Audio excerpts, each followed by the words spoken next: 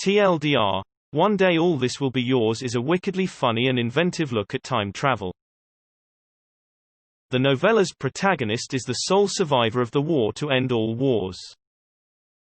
That epithet seems unlikely given how many wars the world has seen, with each conflict being named so. But in this case, it might actually be true, since the weapons used are time travel devices. Imagine what could be done if one of the sides in the conflict could go back and change time so that their opponent never existed. What if their ideology could be rewritten or that the reason for the war is not valid anymore? Now, imagine what would be the consequences if all the sides in the conflict had access to time travel, and used them indiscriminately. The sole survivor is the only person who has lived through this type of war, and remembers what has happened.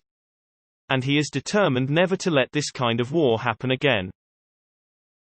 Even though, One Day All This Will Be Yours is only a novella, there is just so much happening in this short length. Adrian Tchaikovsky explores various ideas and concepts here: time travel paradoxes with a twist, the effect of wars on the human psyche, the inevitability of conflicts, a love story, and so much more. I am a huge fan of the author. I consider his Shadows of the Apt Decalogy to be one of the best science fiction, fantasy series ever. So I jumped at the chance to read this novella, especially once I found out it involved time travel. One Day All This Will Be Yours has everything going for it. It is a perfect 10 in every sense. The characters are brilliant, and there is plenty of dark humor. It is fast-paced and has so much contained into a small package. Tropes are turned on their head.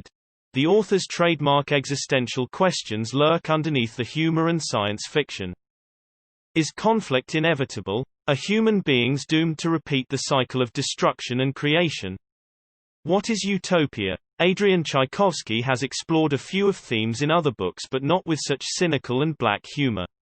This book is worth reading for that alone. In conclusion, I loved One Day All This Will Be Yours. It is a must-read.